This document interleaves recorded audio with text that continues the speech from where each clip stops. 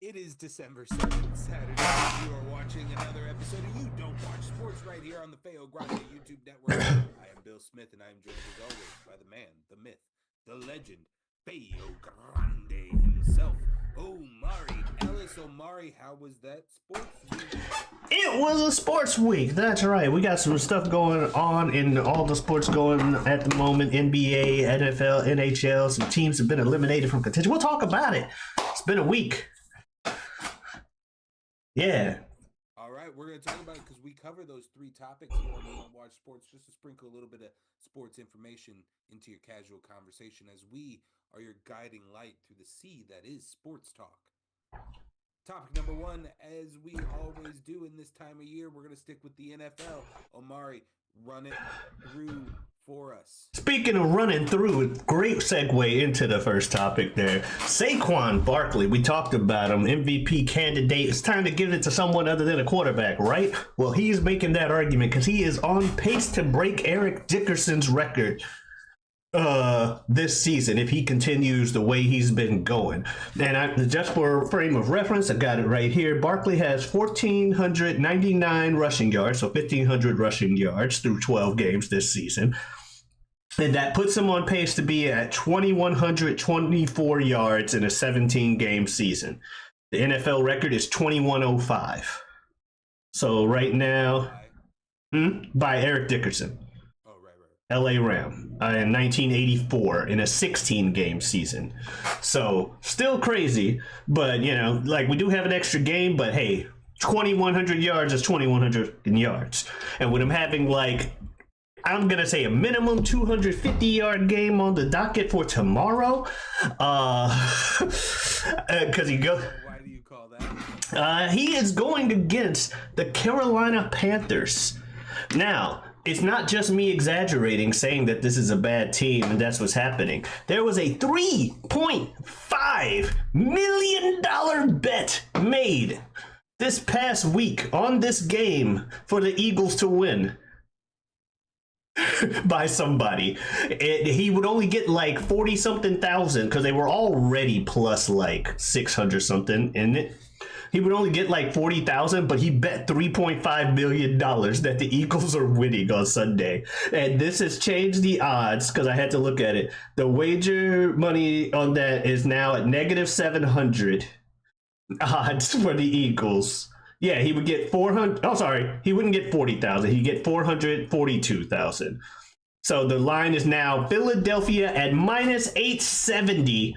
And Carolina at plus 650 as of Friday morning. The sports books have Philly as long. Some other ones have it as long as 675, giving about 13 points to the Panthers on the spread. So, Doomer Omari talking about stuff over exaggeratory. But no, clearly the rest of the country sees the vision. That said, the Panthers have not been yet eliminated from playoff contention mathematically because they're in the NFC South and there's some other stinkers down there. They're 3-9 right now. They'll be 3-10 tomorrow and probably eliminated. People who are eliminated are the 3-10 New England Patriots, the Jacksonville Jaguars, and the Las Vegas Raiders, both at 2-10. Okay. On the brink, the Panthers 3-9. They had a bye week, so that's another reason why they haven't lost yet. They haven't been eliminated. But they'll be 3-10 tomorrow. The Titans are 3-9. They're on the brink.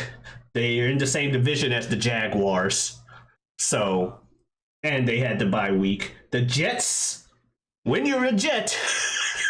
You're a Jet all the way. 2-10 are the Jets.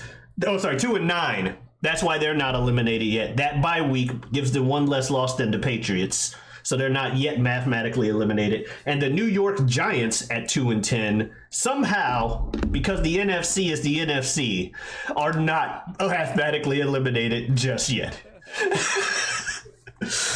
But that's what's going on in the NFL. We're in elimination season. Some teams have clinched. Your Bucks, not your Bucks, your Buffalo Bills, your Chiefs, they've clinched already. Who would have guessed? Detroit, Yeah, Detroit.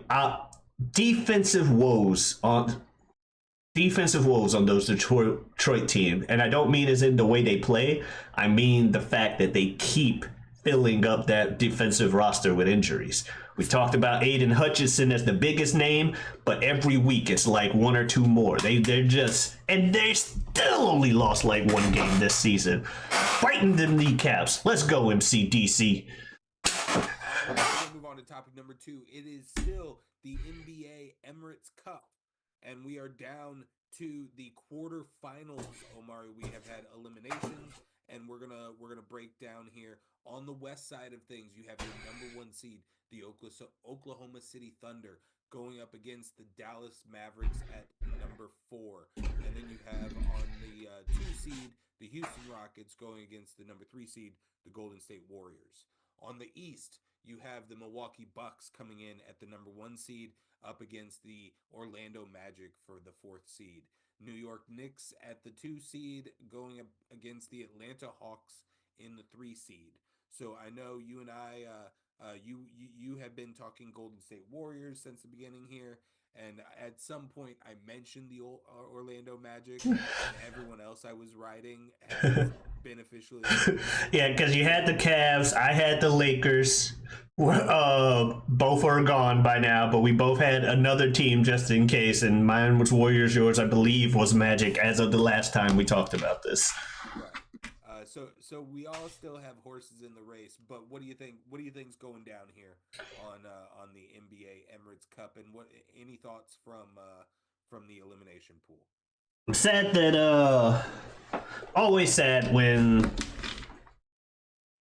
the main team or player that I'm rooting for is eliminated from something, you know. But while I am a LeBron fan, I'm not one of those that is incapable of rooting for other people. Steph Curry exists. I understand that Steph Curry is ridiculous as well. So I'm kind of pulling for him. I'm happy that the Bucks have managed to figure it out. A couple weeks ago, we talked about it. It literally was like, what, the Bucks? They're not winning at all. They figured something out. Giannis, Dame, and the boys going strong. I'm fearful for the Magic because of that, because Giannis, when he's on it, he's a 2-time MVP for a reason. And he had Kobe Bryant tell him the MVP wasn't enough. And one of the last people like to get some of that kind of advice from him, like, cool, you won the MVP. Talk to me when you get the championship now. According to Giannis, that's when he won the championship. He said that was the advice he got from Kobe, or the result when he told him, got the MVP. So I'm fearful for Giannis, but I'm riding with the Warriors because I rode with them to begin with. Shea, number 1 seed, Gilgeous-Alexander over there, still terrifying. He was terrifying last season, young and up and coming star. But I'm gonna give it to the Warriors to, much like the Lakers last season, find a way to not find a way, but they know the game. I know it's an in-season tournament, but they got that experience of, hey, all we gotta win is a couple. Let's clutch this out. Let's do this. We know how to hunker down. We're used to the pressure. We've had 4 NBA championships amongst the core of our team right now. So, yeah. And then I'll speak on the east side of things. I would love to. I'd love to root for a couple of teams that haven't like anybody over there in other than the Bucks. I think would love a light shined on them, and that would be awesome. New York Knicks, who obviously giant market, giant team, giant fan base, perennial losers at this point in our generation. Oh yeah. So that would be interesting. Orlando Magic and Atlanta Hawks, not really spoken about. I have no faith in the Atlanta Hawks. Forgotten bastard childs of the NBA. So would love to see them being good. So that's something to watch for me. All of this will go down on December 10th and 11th for the quarterfinals matchups, and then we'll have our semifinals match on December 14th, and the championship match goes down in Las Vegas on December 17th. So stay tuned for all of that in the coming Magic Warriors finals. Let's go. Just to keep it We'll still be able to talk about this and more next week on You Don't Watch Sports. So stay tuned for that. Topic number 3, Omari. We are actually going to jump into some NHL check-ins. Oh shit! It's about equidistance on NBA to NHL season. Mm-hmm. We're 20 plus games into the league, and let's look at some standings here. On the Eastern Conference side of things, you have in the Atlantic Division the Maple Leafs leading the pack, followed by your Florida Panthers. And then in the Metropolitan Division, you have the Washington Capitals with the New Jersey Devils essentially tied in the points category for first place there. Yeah, 38 each. Yeah. On the Western Conference side of things, you have the Wild leading the pack with the Jets closely following behind. And then you have the Vegas Golden Knights kind of holding strong on the Pacific Division with a couple of teams vying for second place, but there's a good amount of distance there between first and second. Omari, what are your thoughts on NHL? Super casual. We know this from previous episodes. Yeah. Panthers won last year, right? USA Canada finals. Yeah, USA Canada finals. I believe the Panthers won last year, and they're still going strong. They're behind the Maple Leafs. So Canada and the Panthers are running the East basically tied in the Atlantic Division. Yeah. 34 and 34 with points. They've just played different games. So. That said, the the Capitals and Devils, like this, it's crazy the parity it seems to be here. Where are the Blues at? Sorry, looking at the standings right now. Blues are 13 and 12, middle of the pack.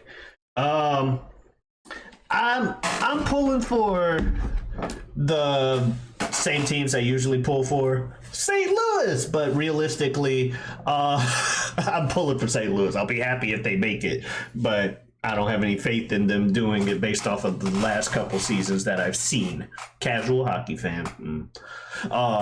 But I'm thinking that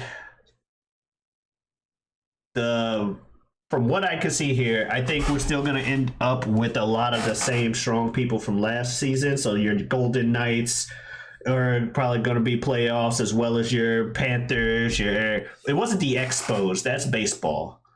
Correct. There's a Montreal Canadiens.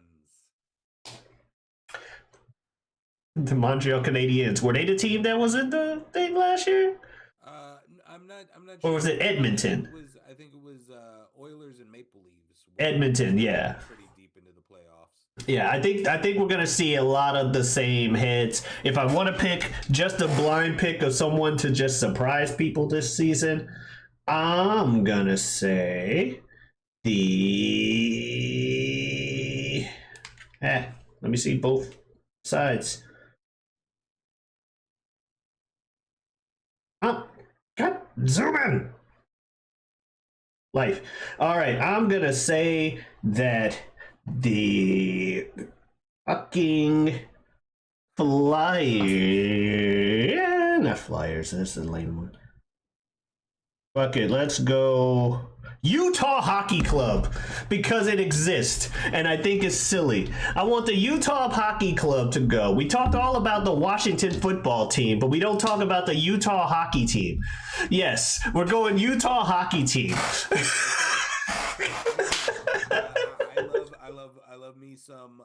I love me the city of Toronto. So I'll back the Toronto Maple Leafs all day. And then word on the grapevine that I've heard is that the Capitals could be a next level team. Okay.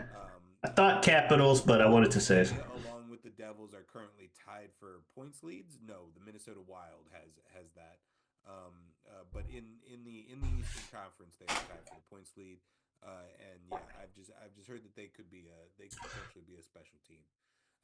My dark horse deeper in the standings that I would pick a stab at.